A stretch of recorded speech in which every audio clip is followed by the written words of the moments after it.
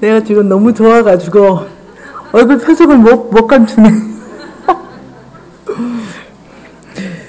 몇 년 전에 미국 가가지고 집회할 때 우리 여기 지금 앞에 앉아 있는 우리 유튜브 제자를 만났죠. 근데 그 의사 선생님 부부가 의사예요. 그런데 이제 좀 빚을 져서 좀 어려워하는 그런 시즌 안에 있었어요. 그때 이제 이 재정 집회를 하고 두 분을 잠깐 만났어요. 근데 잠깐 만났을 때 내 마음 안에 이 두 분이 그냥 이렇게 좀 남았어요. 아, 미국에 사역을 할 때, 이 두 분하고 함께 하고 싶다. 이런 마음이 있었어요. 홍성근 목사님하고 저 둘 다 있었어요. 그리고는 계속 이렇게 머릿속에 떠나지 않는 그런 부부였어요. 그러니까 이제, 가끔씩, 생각날 때마다 아버지 기억하시죠? 그 부부 건져주셔야 됩니다. 아버지께서 건져내셔야 됩니다. 이제, 그래서 정말 미국에서 하나님 이 부부를 통해서 영광 받으셔야 됩니다. 이러면서 이제 그런 기도했던 그런 시간이 벌써 우리가 한 5년 정도 이렇게 됐어요. 그리고도 이제 한국에 들어와서 지금 전라도 광주에 그 부모님을 뵈러 가야 되는데 서성님을 먼저 뵌다고 여기로 온 거예요. 그래서 여기 뵙고 지금 끝나고 전라도 광주까지 가야 돼요. 그게 17년 만에 지금 한국 오신 거예요. 근데 스승님을 먼저 뵈야 된다고 이렇게 온 거예요. 그러니 제가 너무 좋잖아요. 그리고 5년 동안 제가 궁금했잖아요. 계속. 그런데 이제 스승님 빚도 절반 이상 갚아지고 재물도 한 3배 이상 지금 계속 하나님께서 축복으로 부어주시고 또 사역도 하나님께서 계속 길을 이렇게 더 열어주신다고 이 얘기를 잠깐 듣는데 너무 이게 보람이 느껴지는데 또 빈손들 안 오고 용돈 챙겨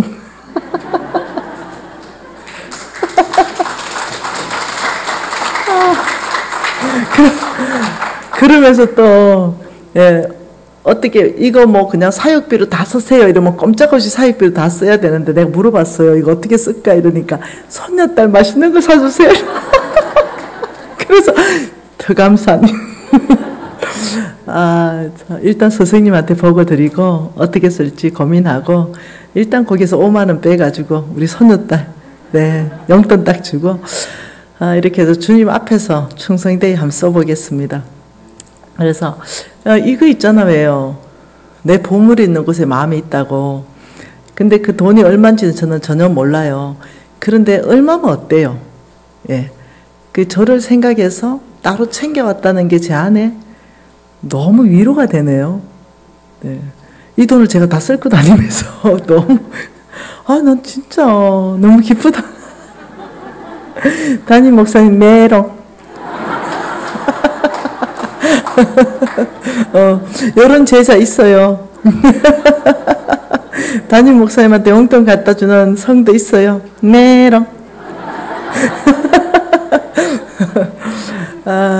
참. 여러분 때로는 담임 목사님도 위로가 필요해요. 돈이 많지 않지만 작게라도 5만 원도 괜찮고 만 원도 괜찮고 목사님 사랑합니다. 목사님이 이 세상에서 최고예요. 이렇게 얘기하면 없는 힘도 나오고요. 막 없는 영성도 막 나와요. 그러면 막 힘을 얻어가지고 그런 위로가 때로는 사역자들한테 참 필요합니다. 외롭거든요. 사역자의 길은 외롭습니다. 앉아야 될 자리를 못 앉아요. 굉장히 고독한 싸움을 해야 되는 그런 자리입니다. 이 영적 지도자의 자리는 굉장히 높은 수준의 도덕성을 요구에 또 응답을 해줘야 됩니다. 그렇기 때문에 상당히 쉽지 않은 그런 시간 안에 여러분들의 따뜻한 위로나 격려는 굉장한 힘을 주기 때문에 참 너무 좋네요. 그래서 일부러 제가 그냥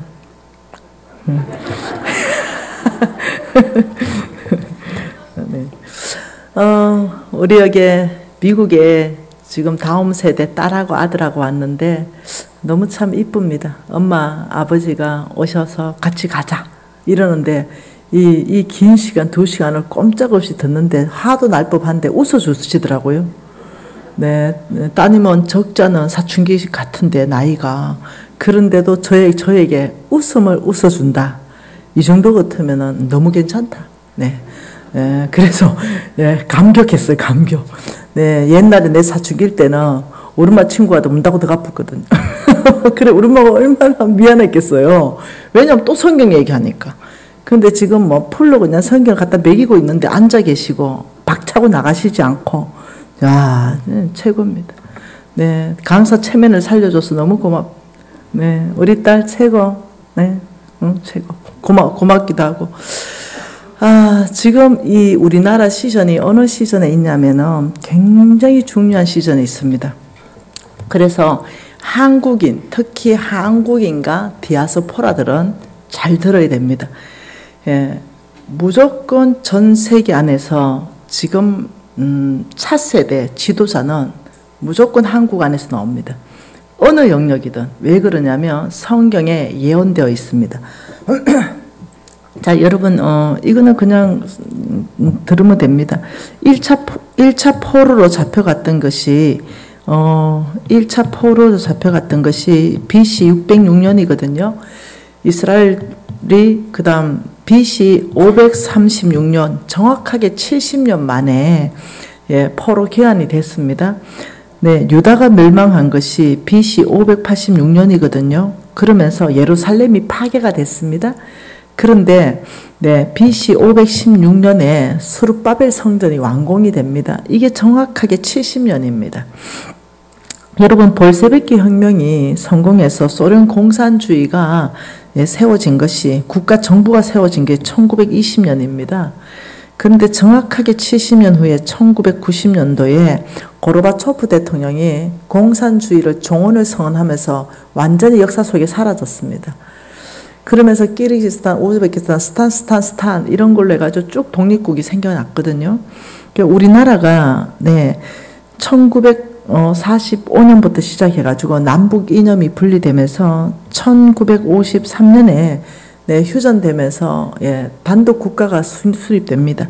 이것으로 70년 후에는 2023년이 70년 되거든요. 70년 주간 안에 들어옵니다. 2023년에 통일된다는 보장은 없습니다. 그날은 오직 주님만 아시는 날이에요. 그러나 성경 안에서 지금 역사 안에서 70년 주간에는 굉장히 중요한 주간이더라. 하나님, 그래서 우리가 이 70년 주간이 다가오는 걸 가지고 전심으로 교회가 깨어서 기도해야 됩니다. 아버지, 이 70년 주간 안에 북한을 풀어주십시오. 아버지, 이 70년 주간 안에 아버지 왕래를 허락해 주십시오. 이러면서 뭔가 굉장히 우리가 지금 기도에 힘을 쏟을 때입니다. 왜냐하면 다니엘서를 보면은 다니엘이 이렇게 말합니다. 내가 예레미야 책을 통하여, 예레미야서를 통하여 이 민족이 70년 만에 돌아오리라 하는 것을 읽고 내가 금식하고 기도하기를 결심했다. 이렇게 얘기해요. 다니엘은 우리가 읽었던 예레미야서를 25장, 29장을 읽었어요. 거기 읽다 보니까 70년 만에 내가 너희를 돌보겠다. 이 예언을 딱 본 거예요. 또 세라 보니까 70년이야. 그러니 하나님은 기도에 응답하신다. 이걸 아니까 자기가 베옷을 입고 하나님께 작정기도 들어갑니다. 아버지 부흥을 약속하신 대로 부흥을 주십시오. 이러면서 이제 이들이 풀려나는데요. 지금 한국 교회는 깨어서 기도할 때입니다. 그 전심으로 이 70년 주간 안에 아버지 북한을 풀어주십시오. 자유를 선포합니다. 이 계속 해야 되는 거예요. 하나님은 우리의 기도 가운데 역사합니다. 저는 어릴 때 우리 어머니가 무릎 꿇고 기도하는 걸 계속 들었는데 소련 공산국가를 무너지기 위해서 기도했는데 어느 순간 팍 무너져 버렸어요. 그 기도가 쌓인 게지요. 우리 그래서 2023년에 어떤 일이 일어날지는 우리의 기도에 달려 있습니다. 네, 그래서 기도하자. 지금 자, 복음의 일주자는 예루살렘입니다.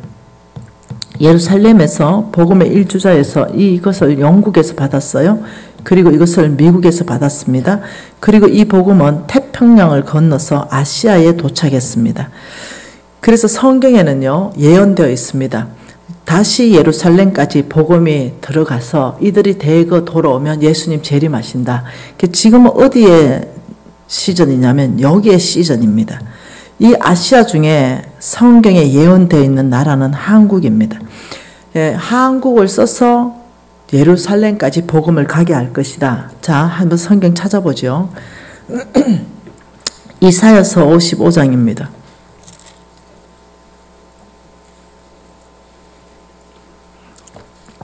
이사야서 55장 5절 한 절 말씀 같이 보지요. 이사야서 55장 5절입니다. 보라, 내가 알지 못하는 나라를 내가 부를 것이며 너를 알지 못하는 나라가 내게로 달려올 것은 여호와 내 하나님 곧 이스라엘의 거룩하신 이로 말미암음이라. 이는 그가 너를 영화롭게 하였느니라. 지금 여기까지 잘 몰라요. 너희들이 보라, 너희들이 알지 못하는 나라를 내가 불러서 예루살렘으로 복음을 가게 할 나라가 있다. 지금 이 얘기를 하고 있는 겁니다. 그러면 이사야 41장으로 가면 조금 더 이해됩니다. 이사야 41장입니다. 이사야 41장 25절입니다. 25절부터 27절인데요. 힌트를 주고 있습니다. 내가 한 사람을 일으켜 북방에서 오게 하며 내 이름을 부르는 자가 해 돋는 곳에서 오게 하겠다. 그 힌트가 나왔죠. 하나님이 쓰실 그 나라는 첫째, 힌트가 뭡니까? 북방이고, 그리고 또요, 해 돋는 곳에서, 이거는 뭐냐면 동쪽, 이 해 돋는 곳이에요. 그게 이제 북쪽에서 해 돋는 곳에서 내가 부르겠다. 이게 힌트입니다. 그러면서 27절에 내가 비로소 시온에서 너희는 이제 그들을 보라 하였노라. 내가 기쁜 소식을 전할 자를 예루살렘에게 주리라. 이 말이 복음 들고 예루살렘에 가서 대거 유대인들이 주께로 돌아오는 추수의 말을 하는 겁니다. 자, 이사야 46장 가면 조금 더 이해가 됩니다. 이사야 46장 10절부터 13절까지인데요. 자, 11절 읽어볼게요. 내가 동쪽에서, 정동쪽이라 아까도 얘기했죠. 내가 동쪽에서 사나운, 자, 10절에 보면 내가 시초부터 종말을 알리며 아직 이루지 아니한 일을 옛적부터 보이고 이르기를 나의 뜻이 설 것이니 내가 나의 모든 기뻐하는 것을 이루리라 하였노니라. 내가 동쪽에서 사나운 날짐승을 부르며 먼 나라에서 나의 뜻을 이룰 사람을 부를 것이다. 내가 말하였은즉 반드시 이룰 것이요 계획하였은즉 반드시 시행하리라. 그러니까 이 북방 동쪽 먼 나라에서 먼 나라 해 돋는 곳에서 사람을 부른다. 여러분 제가 그 얘기를 했잖아요. 아수르를 무너뜨리고 바벨론을 무너뜨리는데 하나님이 페르시아에서 누구를 준비했다고요? 고레스를 준비했는데 고레스가 태어나기 170년 전에 예언하고 이름은 고레스라 했는데 정확하게 170년 후에 태어났고 이 일은 일어났습니다. 하나님께서는 앞으로 진행될 모든 일들을 다 예언했는데 이걸 딱 보니까 무슨 말이냐면 이스라엘의 구원을 위해서 하나님께서 쓰시는 나라는 북방이고 정동쪽 해 돋는 곳에서 사람을 불러서 기쁜 소식을 예루살렘한테 보내는데 이것을 제가 그림으로 한번 보니까 어떻게 돼 있냐면 이렇게 돼 있어요. 이 이스라엘에서 쭉 북방 오고 정동쪽으로 그 끝에 가장 끝에 가면 한국입니다. 무슨 말이 되세요? 여러분 이스라엘의 복음을 가게 할 나라를 성경에서는 복음의 4주자인데요. 1주자, 2주자, 3주자, 4주자 아시아에서 일어나는데 여러분 중국 아니에요. 일본 아닙니다. 네, 한국입니다. 이 한국을 통해서 하나님께서는 예루살렘까지 마지막 복음의 4주자 역할을 감당하기 위해서 한국을 축복하십니다. 이게 하나님의 역사 안에 계획 안에 있는 거예요. 그렇기 때문에 한국을 하나님께서 모든 영역에 뜨게 할 겁니다. 계속. 이걸 제가 십몇 년 전부터 얘기했죠. 문화면 문화, 예술이면 예술, 노래면 노래, 춤이면 춤, 모든 곳에서요. 스포츠면 스포츠. 하여튼 모든 것에서 하나님이 한국을 뜨게 할 것이고, 그리고 전 세계를 이끌어가는 영적 지도자, 이제 한국 디아스포라에게서 나옵니다. 네. 이제는 어떠냐. 네. 제가 이렇게 말했죠. 10년 전부터. 네. 무슨 말을 했냐면, 우리 유현미 간사님이 정확하게 기억하시더라고요. 제가 2017년입니까? 제가 이스라엘 가서 직접 얘기했어요. 하나님께서 그림을 보여줬어요. 한국의 그 한글이 전 세계로 뻗어나가는 그 그림을 보여주셔가지고 제가 그 우리 팀들한테 그 하나님 보내주신 그림을 막 설명을 했어요. 근데 여러분 아시죠? 작년 4월에 인도에서 제2 외국어를 공식적으로 한국어로 지정해버렸습니다. 이게 인도 그 인구가 중국 인구하고 맞먹잖아요. 그런데 제2 외국어가 공식적으로 한국어입니다. 이런 일들이 지금 막 일어나고 있습니다. 왜 이러냐? 하나님께서 복음의 문을 계속적으로 한국 중심으로 열어간다는 거 아셔야 됩니다. 그래서 한국의 디아스포라들, 미국에 있는 지금 다음 세대들, 이런 모든 사람들은 하나님이 쓰실 다 다음 세대예요. 그래서 경제면 경제에서 탁월한 사람 한국 안에서 이제 일어납니다. 왜냐, 옛날에 영국 해가 지지 않는 나라였죠. 영국에서 다 경제가 일어났어요. 유대인들 일로 움직였죠. 네, 이제 미국에서 다 일어났어요. 네, 이 복음이 움직일 때는요, 이제 한국인들을 통해서 일어납니다. 경제가 일어나고요, 정치가 일어나고요, 영적 지도자가 일어나고요. 이 모든 것이 이제는 한국인의 디아스포라들이 일어나기 때문에 반드시 믿음의 다음 세대를 쓰십니다. 그래서 부모들이 자녀들 또 손자들 누구를 키워야 되냐, 완전히 다니엘과 세 친구처럼 같은 사람들을 키워내야 됩니다. 하나님이 그런 사람을 뽑았기 때문에 뜻을 정해서 왕의 음식을 거절하고 뜻을 딱 정해서 세상의 뜻을 거절하면서 나는 주의 뜻 따른다. 이런 사람들을 일으켜야 하나님이 전 세계 리더로 씁니다. 이제는 이거는 우리는 예언된 안에서 움직이는 우리 국가라는 거. 네, 그래서 우리 NCF에서 한 게 뭐냐면 학교를 일으켰습니다. 보여줬죠? 안 보여줬나요? 보여줬죠? 네, 우리 학교 일으킨 거. 네. 보여줬을 거예요, 이거. 기독학교, 그죠? 우리 기독학교 마크입니다. NCMN 크리스천 스쿨. 네, 이거는 뭐예요? 사자. 이건 뭐예요? 영역. 정치, 경제, 예술, 문화, 영역, 과학, 기술하고 영역. 그것을 십자가로. 이렇게 하나님의 지도력으로 그것을 바꿔버린다. 경제를 바꿔버리고, 정치를 바꿔버리고, 정치 안에 공의가 집행되고, 경제 안에 정직이 집행되고, 이러면서 하나님이 맡기신 일은 절대로 물러서지 않는다. 사자의 지도력을 가리키는 거예요. 그러나 사람을 대할 때는 예수 그리스도의 양의 지도력으로 온유하고 겸손하고 이렇게 대해서 항상 우리가 가는 곳에 오병이의 기적이 일어나는, 이것을 가지고 이제 우리 기독학교 마크인데요. 우리 기독학교를 지금 섬기고 있습니다. 다음 세대 일으키는데 저희들이 목숨을 걸었습니다. 그만큼 우리 지금 세대는 여호수아 세대, 장로들 세대, 이 세대까지는 하나님을 알았고 하나님이 행하신 일도 알았는데 다른 세대가 일어나니 하나님을 떠나고 바알을 섬기고 우상에 절하고 하나님이 그래서 어떻게 해요? 심판하고 이랬거든요. 그래서 하나님 뜻 밖에서는요, 절대로 성공이라는 게 일어나지 않습니다. 하나님 뜻 밖에서 돈은 잠깐 벌 수 있어요. 잠깐. 그러나 또 하나님 심판 안에 있습니다. 그래서 지금 이 마지막 때 우리가 무엇을 해야 되는가? 우리는 심각한 때에 와 있습니다. 그래서 저와 여러분이 다음 세대를 일으키는데 아마 여러분 교회도 여러분 목사님도 잠깐 얘기했을 때 굉장히 다음 세대에 대한 마음, 열정이 가득한 걸 봐서 너무 기뻤습니다. 여러분 교회는 다음 세대에 투자를 해야 됩니다. 다음 세대들 무슨 하는 일이 있다면 돈도 집행해야 되고 그들을 세워줘야 되고 이런 일들을 해야 됩니다.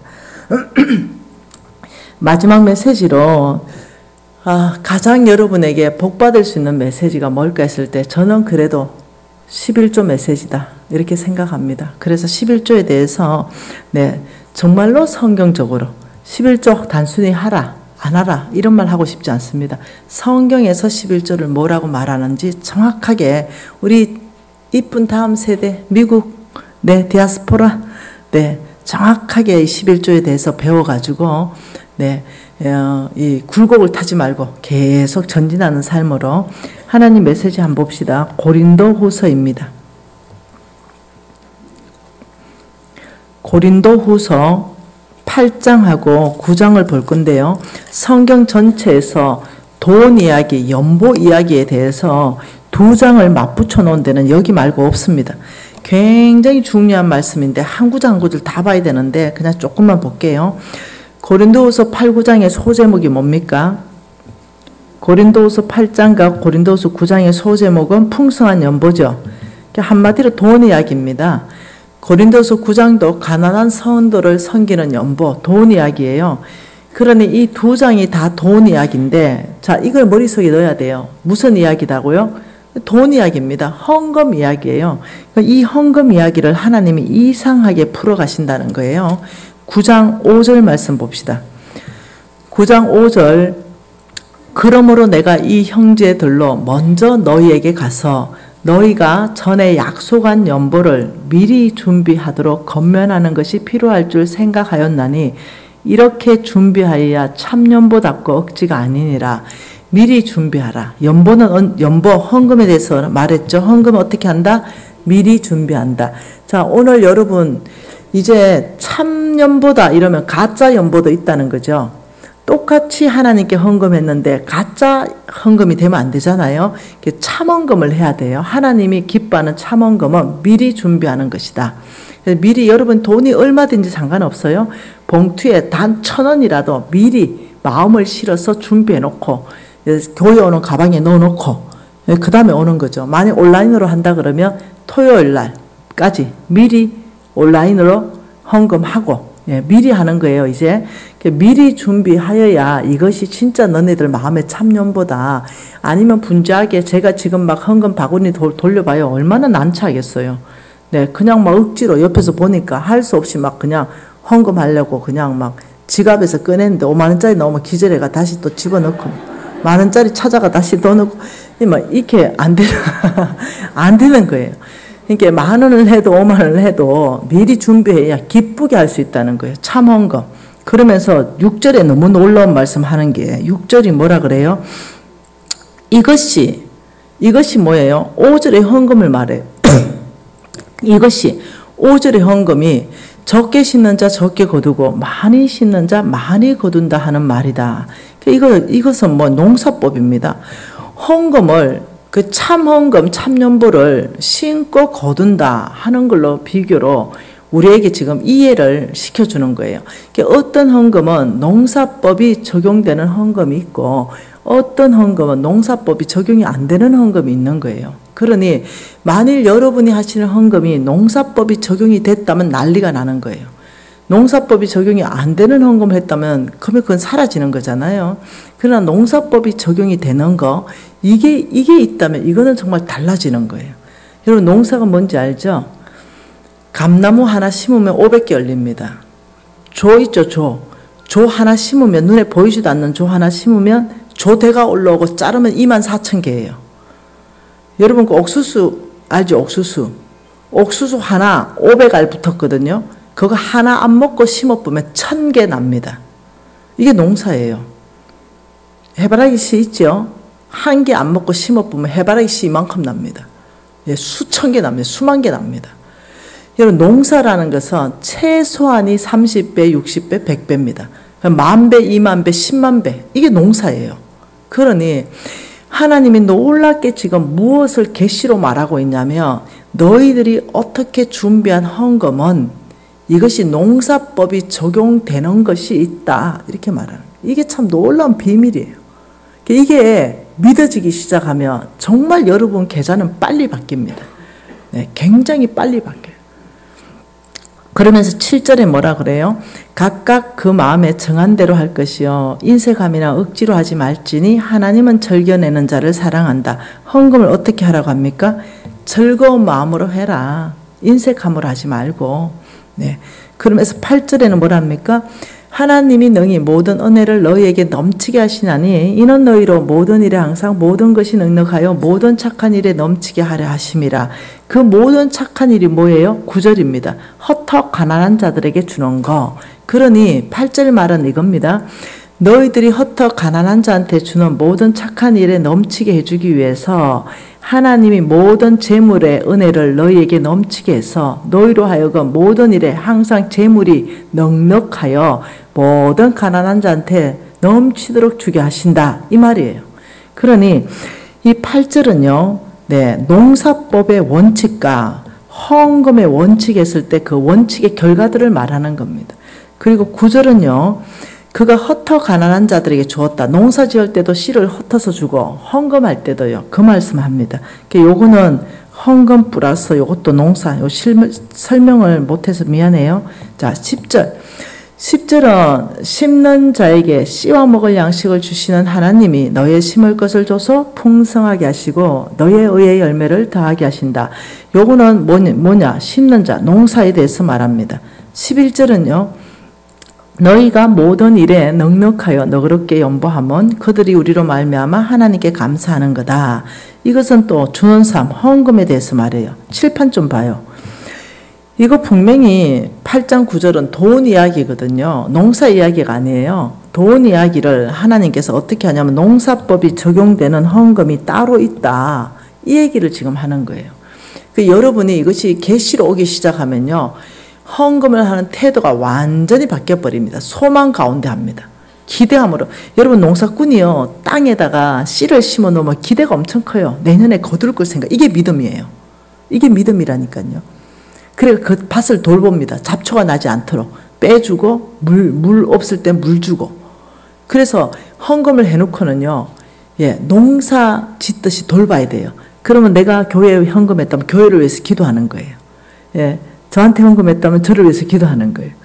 네, 여러분이 어느 사역에 헌금했다면 그 사역이 잘 되기 위해서 기도하는 거예요. 그 돌보는 거예요. 그 밭을 돌보는 거예요. 왜? 풍성한 열매가 나야 되니까. 함께 농사 짓는 거예요. 그러면서 뭐라고 하냐면 참 놀라운 말은 10절에 비밀이 있습니다. 10절에 뭐라고 말하냐면 하나님께서 축복하는 비결을 심는 자에게 씨와 먹을 양식을 주시는 하나님이 너의 심을 것을 줘서 풍성하게 하신다. 이게 비밀입니다. 하나님은 우리 모두에게 동일하게 똑같은 걸 적용하는데 너의 심을 것을 줘서 너를 풍성하게 한다. 자, 우리 미국에서 온 제자 아들, 네, 멋있잖아요. 근데 쟤를 축복하고 싶어요, 하나님이. 그러면 하나님께서 어떤 방법을 하냐면 해바라기를 한 마를 축복하고 싶어요, 이만큼을. 10대.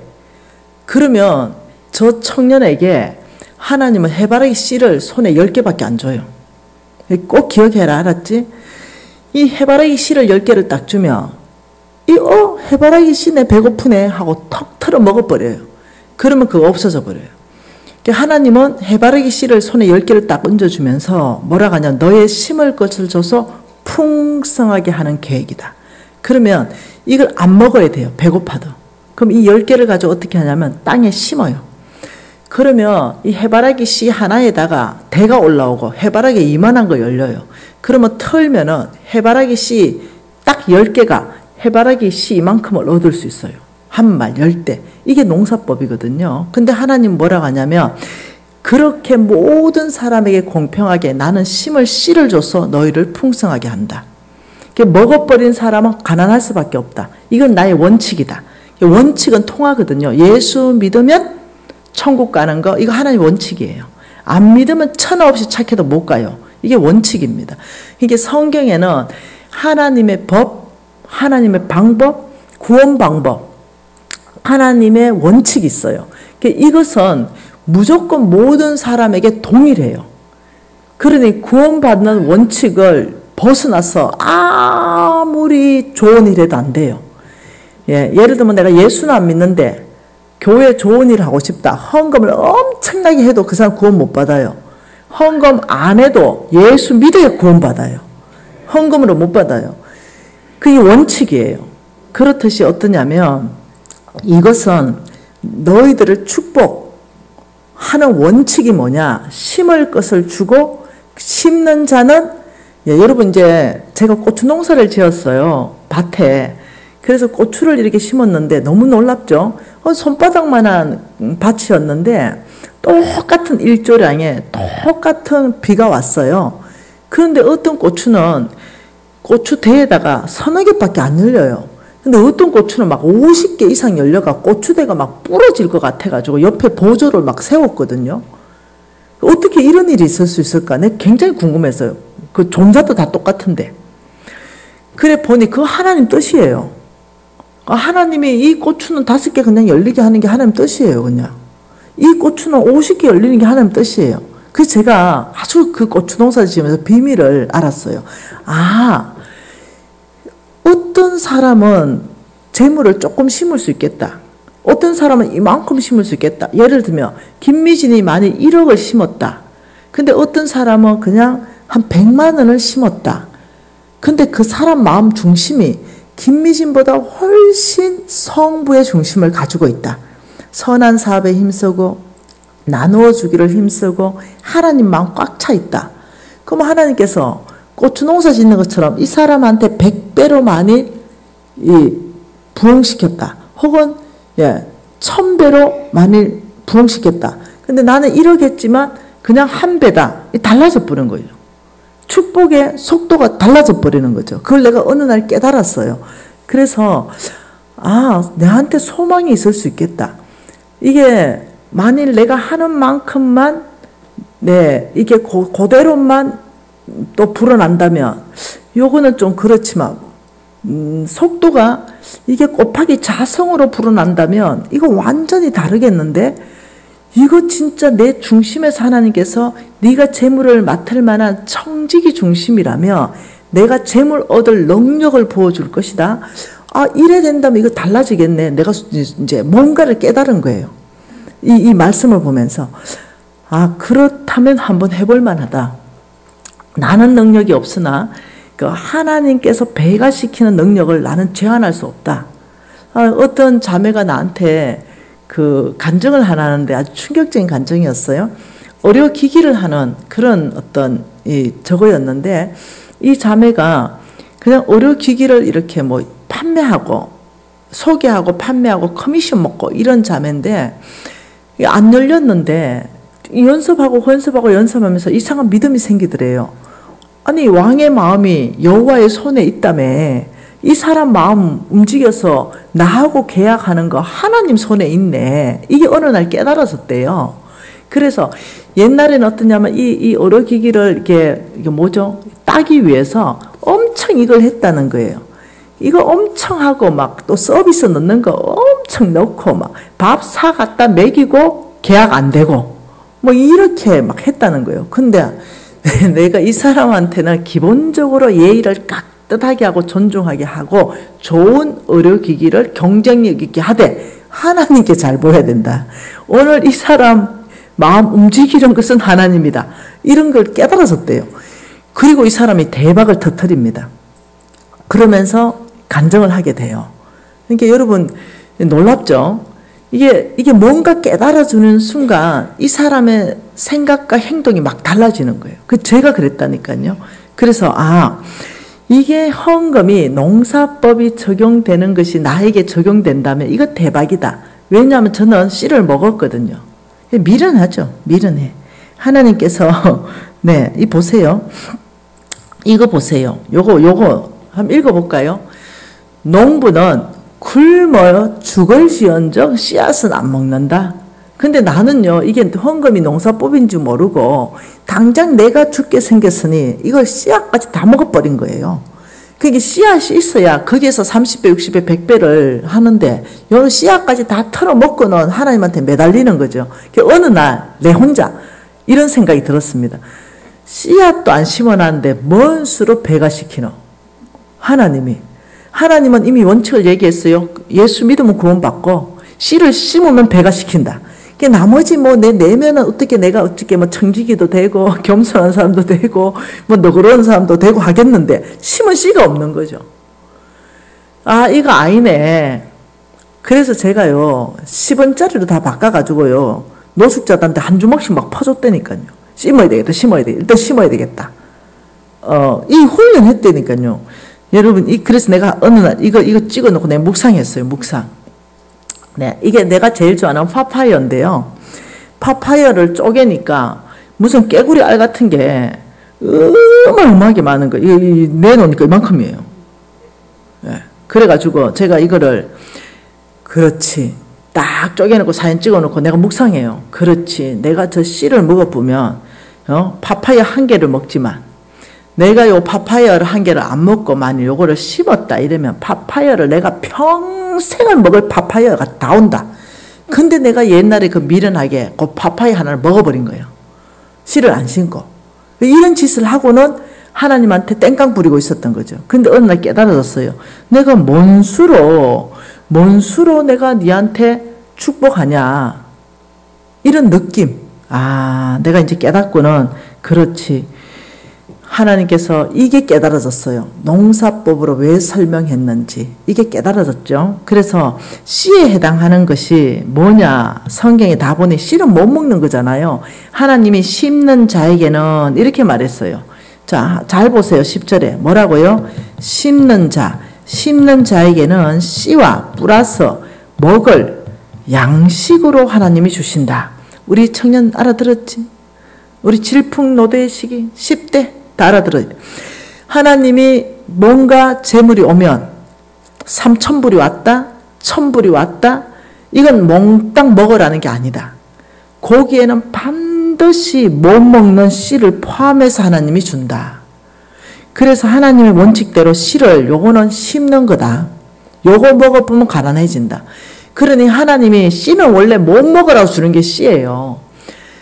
그러니 이 씨에 해당하는 걸 보니까 이게 놀랍게도 먹지 말라, 이건 내 거다 하는 것은 11조더라. 예. 근데 이 11조를 먹어버리더라, 사람들이. 그 왜 하나님이 먹지 말라 하는가 한번 봐보십시다. 레위기 말씀 한번 봐보죠. 레위기 27장 30절 말씀. 이렇게 말씀합니다. 그 땅의 10분의 1, 그 땅의 곡식이나 나무 열매는 그 10분의 1은 여호와의 것이니 여호와의 성물이라. 여기 10분의 1을 말했죠. 10분의 1은 하나님의 것이고 요것은 성물이다. 그러니까 요거 못 먹는 거잖아요. 그게 씨에 해당하는 걸 못 먹는 거거든요. 그러니 또 찾아볼까요? 민수기 18장 또 찾아봅시다. 민수기 18장 24절도 찾아봅시다. 민수기 18장 21절에 이렇게 말하네요. 내가 이스라엘의 11조를 레위 자손의 기업으로 다 주어서 그들이 하는 일, 곧 해막에서 하는 일을 갚는다. 지금 이거는 11조 사용 용도가 뭐라 그래요? 회막에서 하는 모든 일에 사용해라. 이것은 뭐냐면 성전을 말합니다. 지금 교회를 말해요. 그러니 이 11조는 어디에 써야 되는 겁니까? 네, 하나님의 성물으로 교회가 운영되는 모든 일에 11조로 돈을 다 쓰기 위해서 하나님 이래 구분하셨다. 그러면서 24절에 이스라엘 자손이 여호와께 거제로 드리는 11조를 레위인의 기업으로 주었으므로 내가 그들에 대하여 말하기를 이스라엘 자손 중에 기업이 없을 것이다. 레위인에게는 뭐가 없다? 농사지을 땅이 없다. 그래서 레위인은요 12지파에 다 흩어져서 살았어요. 그 12지파들이 레위인을 먹여 살렸습니다. 너희는 농사 짓지 마라. 오직 하나님 일만 하라. 이렇게 말했거든요. 그런데 이것이 1번이고요. 2번 11조가 또 있어요. 놀라지 마세요. 네, 신명기 말씀 봅시다. 신명기 14장입니다.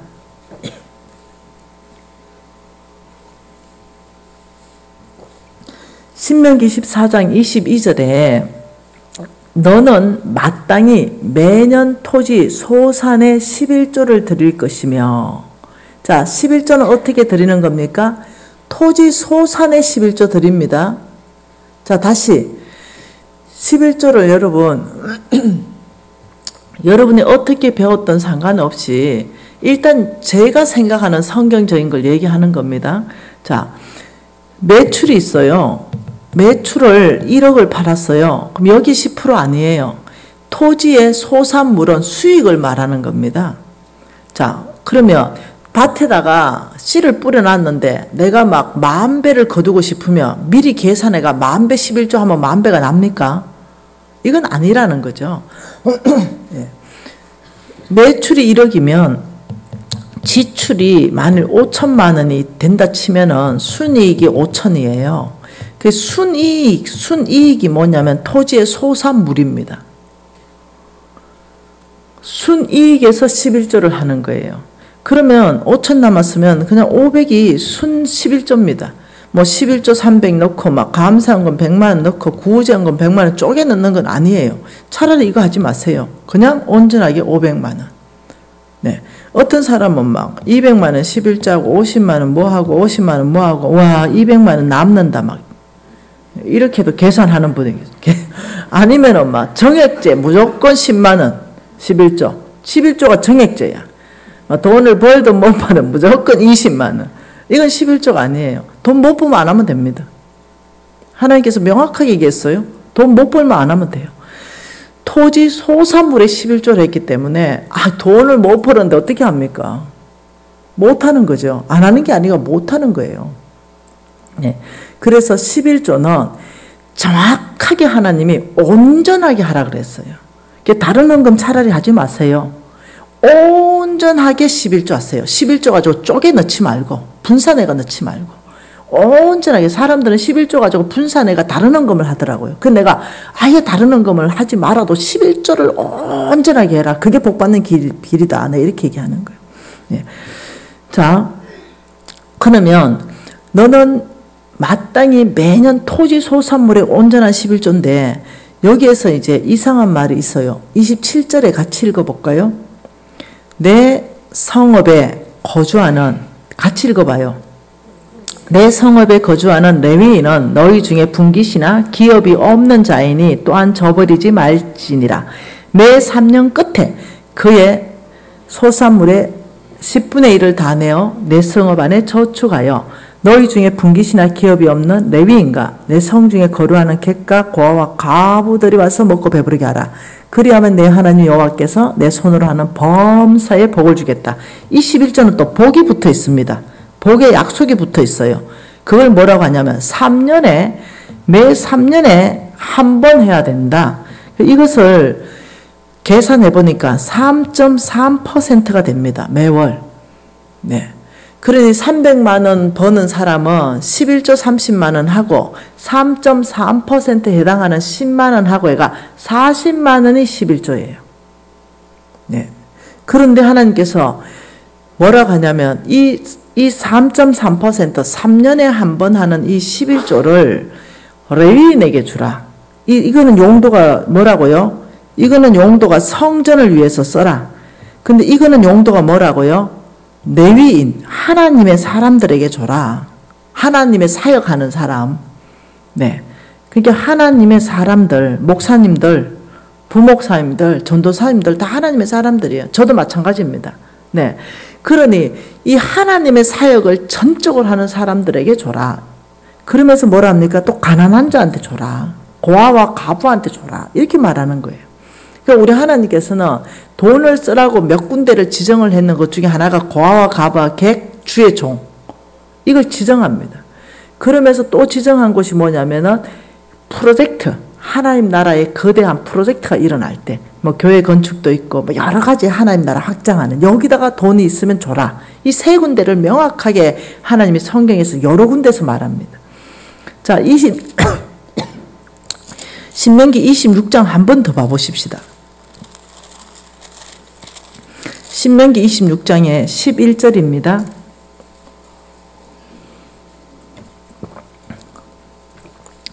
(26장 11절) 내 하나님 여호와께서 너와 내 집에 주신 모든 복으로 말미암아 너는 레위인과 너희 중에 거류하는 객과 함께 즐거워할지니라. 셋째 해 곧 11조 드리는 해에 내 모든 소산의 11조 내기를 마친 후에 그것을 누구한테 주라?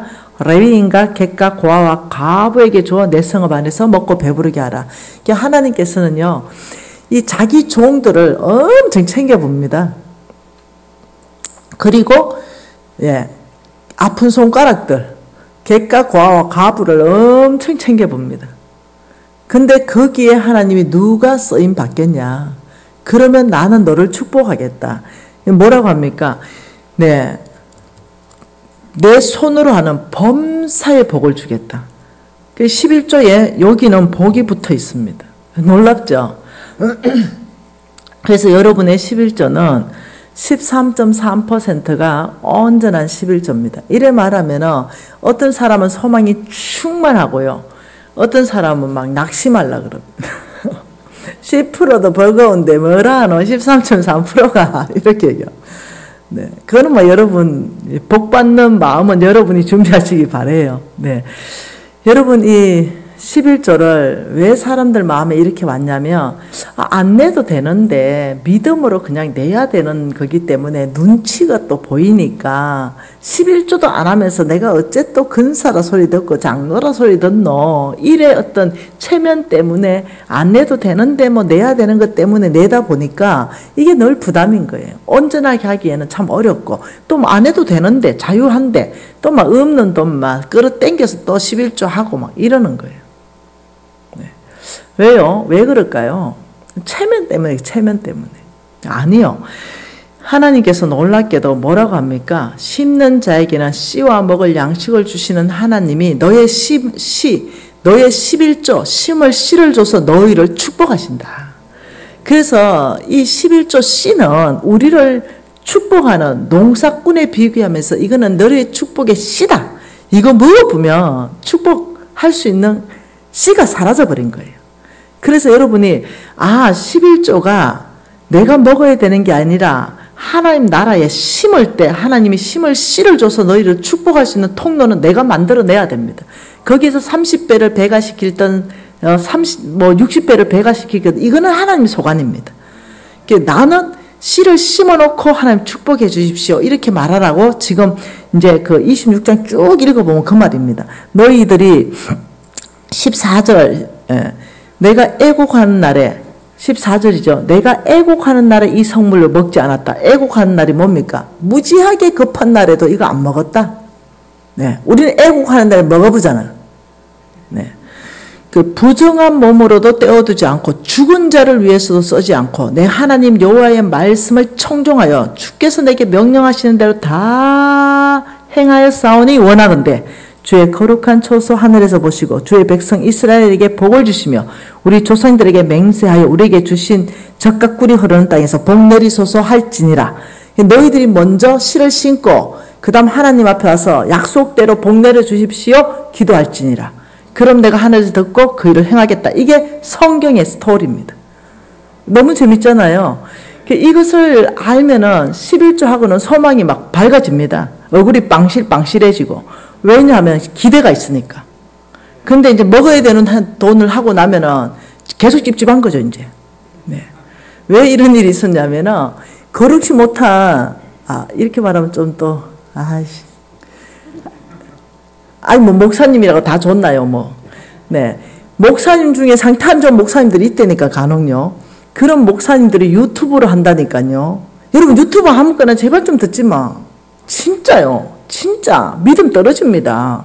여러분들이 성경 잘 모르기 때문에 잠식돼요. 거기에 진짜인 것 같이 그럴싸하게 얘기하는데요. 그 안에요. 믿음이 아니라 사상을 집어넣는 그 유튜브들이 얼마나 많은지 몰라요. 진짜 제발 여러분 교회 담임 목사님 설교만 좀 들으세요. 추가 플러스 김미진 왕의 제정. 추가 플러스 우리 홍성근 목사님 메시지. 이거는 진짜 괜찮아요. 안전합니다. 근데 진짜 위험하거든요. 근데 이런 목사님이고 그분들이 신학 박사예요. 그런 사람들이 유튜브들이 뭐라고 얘기했냐면 자기는 어느 교회 뭐 이렇게 다 해놓고 11조는 안 해도 된다. 이걸 얘기하면서 안 해도 되는 근거를 성경적으로 댔어요. 그 11조는 오히려 하면은 저주받는다? 이렇게까지 설교를 한 거예요.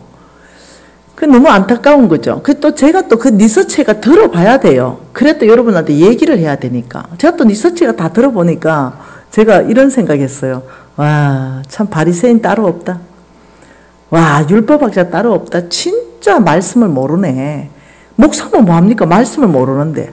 신학 박사면 뭐해요? 말씀을 모르는데. 아, 그런 사람 나 좀 찾아오면 좋겠어요. 네. 왜냐하면 말씀을 택도 아닌 걸 들이대는 거예요. 여러분은 근데 몰라. 그게 택도 아닌 말씀을 들이대고 있는지 몰라요. 그 말씀하고 이 말씀하고 턱이 안 맞아. 근데 들이대요. 여러분, 이렇게 말합니다. 그 사람들이 집중적으로 말하는 것은 모세율법을 말해요. 모세율법. 신약 시대는 은혜의 시대다. 이걸 집중적으로 강조합니다. 율법의 시대가 아니라 은혜의 시대에 11조 한다고 하나님께서 복 주고 11조 안 한다고 하나님 복 안 주느냐? 이렇게 설명을 해요. 네, 한쪽으로 들으면 맞죠? 그 한쪽은 틀렸어요. 왜냐하면 첫째 모세율법 아니다. 이거부터 틀렸고, 네, 하나님께서 네, 명확하게 말한 것은 11조 해라. 이렇게 명확하게 말했기 때문에 해야 되는 하나님의 명령이에요. 그게 뭐냐? 11조 모세율법이 있기 전에 430년 전에 하나님께서 아브라함에게 명령한 게 11조입니다. 이게 히브리스에 나와 있어요. 한번 찾아볼까요? 히브리스 7장에 나와 있습니다. 히브리스 7장 네, 4절 말씀. 히브리스 7장 4절. 이 사람이 얼마나 높은가를 생각해보라. 조상 아브라함도 노략물 중에 10분의 1을 그에게 주었느니라. 9절. 또한 10분의 1을 받은 레위도 아브라함으로 말미암아 10분의 1을 바쳤다 할 수 있다. 그 출발점이 어디라고요? 모세율법이 절대 아니라고요. 출발점이 어디라고요? 아브라함으로 통해서 레위인에게 11조가 갔어요. 멜기세덱 왕에게. 그 여러분이 아셔야 되는 게 뭐냐면 여기만 있는 게 아니에요. 다른 성경 구절 많습니다. 예. 하나님께서 멜기세덱 왕에게 아브라함에게 11조 하라고 명령한 게 그게 출발이지 모세율법이 아니라고요. 모세율법은 폐해지지 않았습니다. 우리 예수님이 이렇게 말했어요. 모세율법을 나는 완성시키러 왔다. 그리고 우리 예수님이요, 직접 11조 하라고 또 설교하셨어요. 몇 군데 있는데 마태복음 23장 23절에 예수님이 11조 해라 이렇게 하셨어요. 찾아보죠.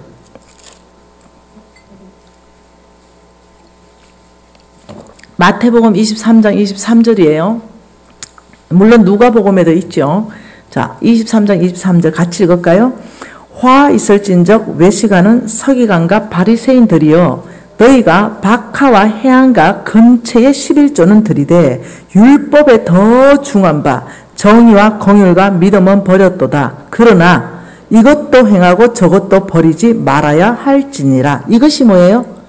11조도 행하고 저것은 뭐예요? 네, 믿음이죠. 너희들은 11조도 행하고 믿음도 버리지 말아야 된다. 이거 예수님 직접 하신 말씀이에요. 근데 여기만 있는 게 아니에요. 성경 곳곳에 있었어요. 그러니까 성경 전체 안에서는 무엇을 말하냐면 11조는 너희들이 먹을 게 아니라 씨다. 반드시 너희들이 씹어놓고 하나님께 복 달라고 해라. 그러면 이제 여러분이 11조에 대해서 알았을 거예요. 그러면 여러분들이 10분의 1은 교회에다가 하면 돼요.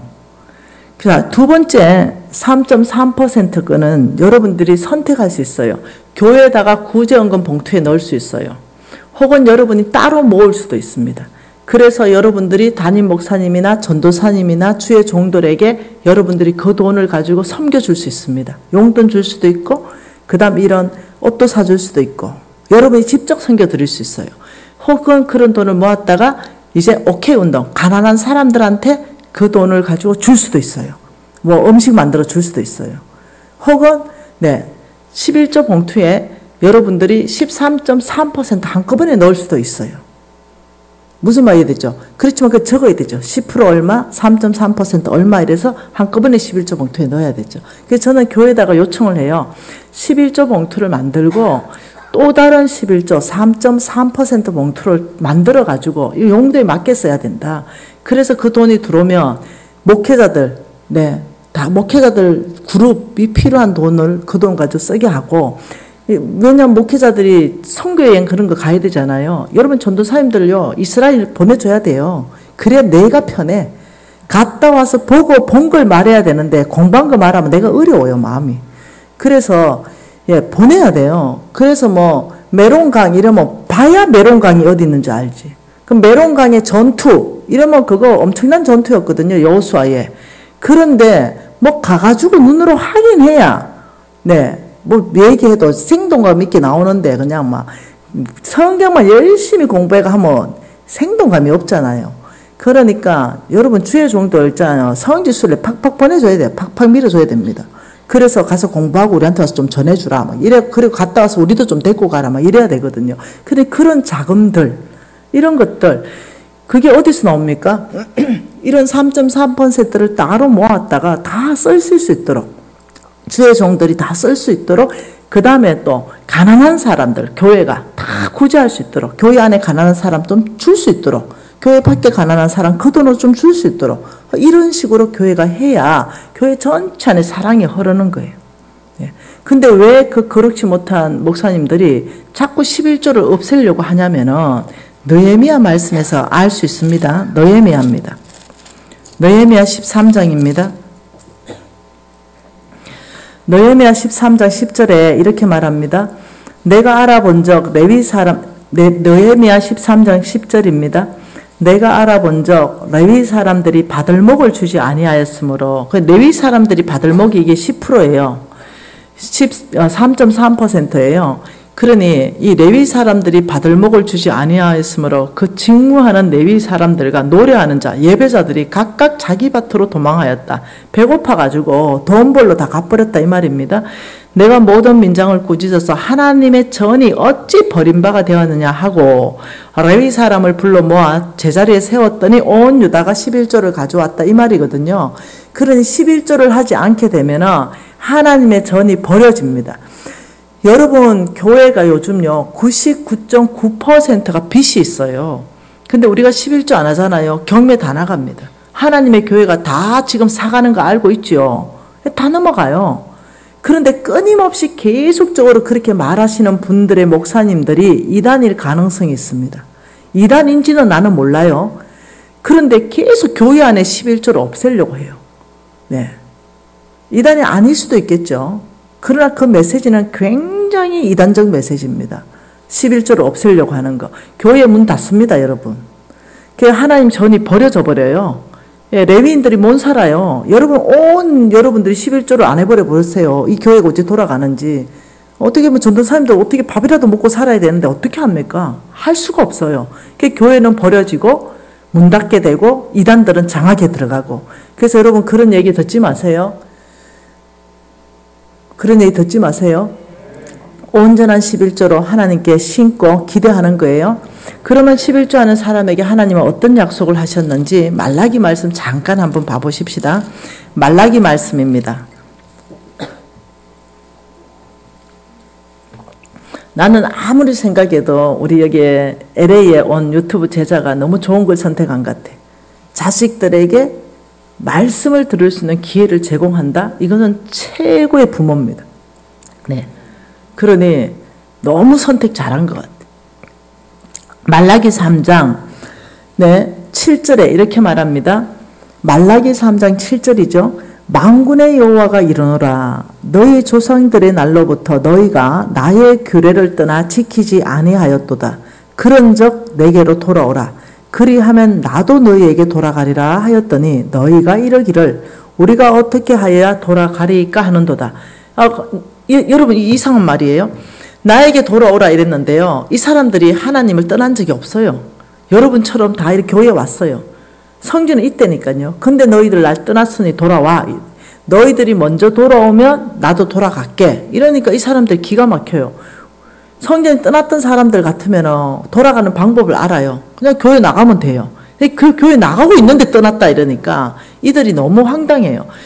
주님 우리는 교회 나오는데 우리가 주를 떠나지 않았는데 그 무슨 말씀이세요? 어떻게 해야 저희들이 돌아가는 거예요? 이러니까 하나님 하신 말씀이 무슨 말이냐면 8절에 사람이 여태 하나님의 것을 도둑질하느냐.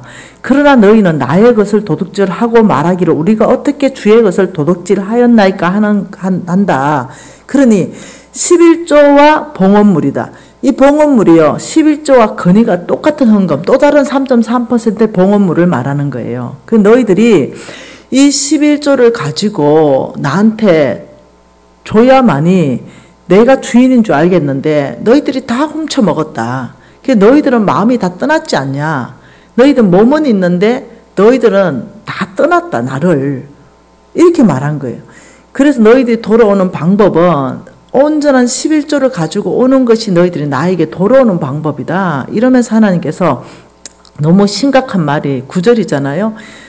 너희 곧 온 나라가 나의 것을 도둑질하였으므로 너희가 저주를 받았다. 이때 이 저주가 기근, 가난의 저주입니다.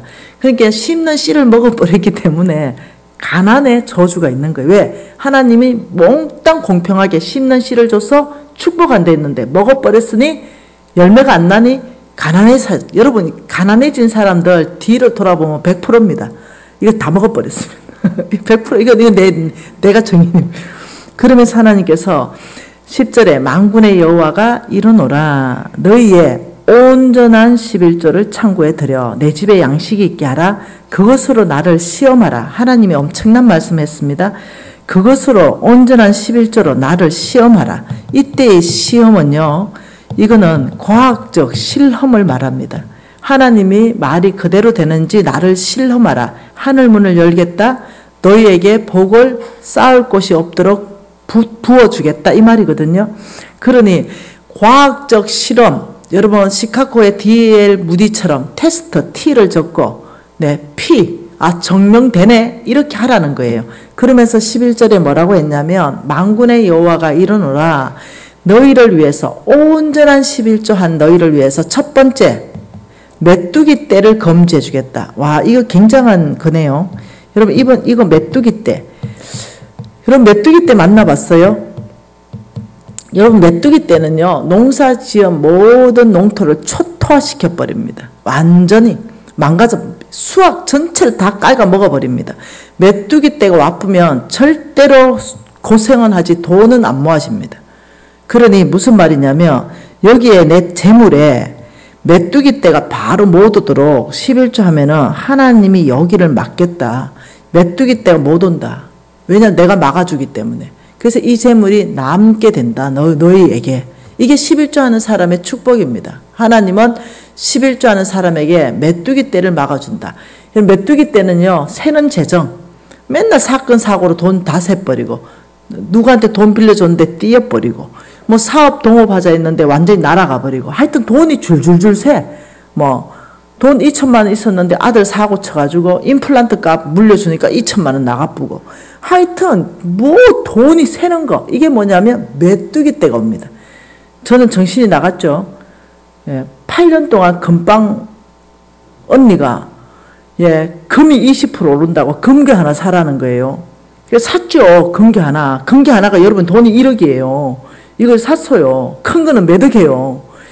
그래놓고 언니가 그런 8년 동안 거래했기 때문에 이게 몇 개 겹으로 이게 안전장치가 있으니 이 금고에 맡겨놓고 보존증을 하나 가져가라는 거예요. 그래 정신없이 그 보존증 하나 가져왔는데요. 몇 달 후에 사라져 버렸어요. 언니가 그렇게 많이 해가지고 해먹고 날아버린 거예요. 와, 여러분이 메뚜기 떼가 오니까 이렇게도 돈이 날아가 버리는 거예요. 이게 메뚜기 떼예요. 근데 하나님께서 온전한 11조를 하면 너의 인생에 메뚜기 떼가 안 온다, 금지된다. 이게 엄청난 일이에요. 자, 두 번째, 메뚜기 떼를 금하여 너의 토지 소산을 먹어 없애지 못하게 할 것이다. 두 번째는 포도나무가 기한 전에 안 떨어진다. 여러분 포도나무가 기한 전에 안 떨어진다. 이게 뭐겠어요? 포도나무가 열매가 주렁주렁 열렸는데 이거 기한 전에 따기 전에 태풍이 왔는데 다 떨어져 버렸어요. 그런데 내가 온전히 11조를 했더니 옆에 좌우 다 떨어졌는데 하나님 내 포도 꼭지를 들고 있는 거야. 안 떨어졌어 가니까. 태풍 불었는데. 이 얘기예요. 그럼 이게 뭐예요? 결핍이 안 일어난다는 거예요. 내 인생에 돈이 필요할 곳에 결핍이 일어나지 않을 것이다. 어떻게 너에게 주는 거는 말하지 말아라. 하나님께서 초자연적으로 까마귀를 통해서 줄 수도 있고 하나님께서 사업문을 열어서 줄 수도 있고 하나님께서 어떻게 주는지는 너희들은 신경 쓰지 마라. 온전하게 11조를 했다면 너의 인생에 돈이 필요할 때 포도나무 열매가 기한 전에 떨어지는 일은 결코 없다. 그냥 믿는 거예요. 하나님의 말씀은 그냥 하나님을 신뢰하고 믿는 거예요. 내가 온전히 11조를 했다면 내가 온전히 11조 했기 때문에 내 인생에 정말 어려움이 닥쳤다 하더라도 내 결핍은 안 일어날 것이다. 믿는 거예요. 이해되시나요? 그러면서 최우선적으로 빚을 갚아야 되는 거예요. 그러면서 뭐라고 하냐면 결과는 12절에 너희 땅이 아름다워심으로 모든 이방인들이 너희를 복되다 하리라. 만군의 여호와의 말이라. 예수 안 믿는 사람들, 요즘에 언니들 내 잘 만나잖아요. 보살 언니들, 돌아온 언니들. 그 언니들이 나를 보고 하는 말이 예수 믿고 참 복받았다. 왜요? 모든 게 잘 되니까. 이 언니들 눈에 참 저 사람은 예수 믿고 복받았어. 이렇게 느껴진대요. 사실이고요 또. 네. 그러니까 이방인들 눈에도 예수 잘 믿은 사람 티가 난다. 재정적으로도 우환이 없고 자식들도 잘 되고 이게 큰 병도 안 걸리고 이런 것들을 하나님께서 말씀하는 거죠. 너희 땅이 아름답다 이 말이에요. 모든 것이 좋다. 이게 온전한 11조 하는 사람에 대한 하나님의 약속이에요. 근데 사람들이 잘 모르죠. 이 11조를 내가 먹어야 되는 건데 교회 유지비를 위해서 거둔다 이래 생각하는 거예요. 근데 그게 아니라 하나님은 뭐라고요? 심는다. 심는 자에게 씨와 먹을 양식을 줬는데 씨는 처음부터 하나님의 거다. 이거 먹어보면 방법 없다. 그러니까 여러분 오늘부터 온전한 11조 하는 거예요. 농부는 굶어 죽은지언정 씨는 안 먹는다. 네. 그러고 여러분이 11조 할 때 이렇게 하세요. 하나님 약속대로 심습니다. 두 가지의 축복 약속하셨죠. 메뚜기 떼를 금지하고 포도나무가 기한 전에 떨어지지 않는다고 약속하셨습니다. 하나님 내 땅이 아름다워져서 이방인들이 나를 복된 사람으로 알게 된다고 하셨습니다. 세 가지 결과죠. 하나님 이거 주십시오. 여러분 이게 당연한 거예요. 그리고 여러분 테스트하세요. 그리고 증명되는지 여러분이 해보세요. 내 제자들이 사실은 굉장히 살아나지 못할 만큼의 무너진 제자들이요. 제일 먼저 회복하는 게 11조입니다. 왜냐면 먹었거든요. 그리고 그거 제일 먼저 힘들어요. 처음에 하면. 허리띠 쫄라매야 됩니다. 안 먹기를 결정하는 거죠. 예, 아까운 마음도 들어요. 처음에는. 왜? 머리가 한꺼번에 안 바뀌니까. 그런데 하다 보니까 먹었을 때보다 풍성해지네. 이게 뭔 일이야? 이게 뭔 일이지? 내가 오히려 했더니 풍성해지네. 이러다 보니까 점점점 믿음의 사람으로 바뀌어가는 겁니다. 오늘 이 시간에 우리 LA의 멋진 우리 10대 하나님이 쓰실 세대입니다. 다음 세대입니다. 그 절대적 11조 이거 하나님의 겁니다. 심장에 콱 넣어놓고 70년 주간 안에 들어왔고 우리나라는 이제는 어떻게 전 세계를 섬기는 코리아로 하나님 쓰실 마지막 복음의 주자로 다음 세대를 찾는다는 거 아시고 성경 10장 하루에 성경 10장 읽는 거 이 부분에 도전하고 믿음의 사람으로 우리 다 거듭나십시다. 오늘 이 밤에 하나님 앞에 회개하십시다. 하나님이 도둑놈이라고 하시니 오늘 회개하고 끝내야 이거죠. 내 죄가 주홍 같아 할지라도 하나님께서 회개하고 돌이키면 흰 눈보다 희게 하리라. 네, 여러분 두 가지 방법이 있습니다. 회개는 11조 떼먹은 걸 하나님 앞에 다 갚는 방법이 있습니다. 성경에는 20% 더해서 갚아라 그랬습니다. 자, 그 방법을 선택하는 것도 방법입니다. 그러나 성경에는 도둑놈들은 회개하고 돌이킬 때 이 죄가 사해진다 한 것도 성경이에요. 그러니까 여러분 두 가지 방법 중에 편한 걸 선택하세요. 네, 그래서 아무튼 두 개 중에 한 개는 하셔야 됩니다. 그래서 오늘부터 정확하게 하나님 앞에 11조 한다. 이거 오늘 결정하고 회개하고 같이 하십시다. 예, 작게 얘기합시다. 11조 안 한 게 자랑이겠어요? 그러니까 모두 근데 똑같이 합시다. 모두 똑같은 얘기 합시다. 하나님 도둑놈입니다. 이거부터 고백하십시다. 이해됐죠? 예, 11조 잘 하신 분도 이거 고백하십시다. 예, 다른 사람을 위해서 하십시다. 알았죠? 그렇게 해서 하나님 앞에 통성으로 기도하면서 회개 기도하겠습니다. 통성으로 기도하겠습니다. 하나님 아버지, 저희들이 11조를 먹었습니다. 도둑놈입니다. 아버지 솔직하게 인정하고 고백합니다. 아버지 은혜를 베풀어 주십시오. 이 11조에 대한 아버지 이 놀라운 계시가 한국 교회 안에 풀어지기를 아버지 간절히 소망합니다.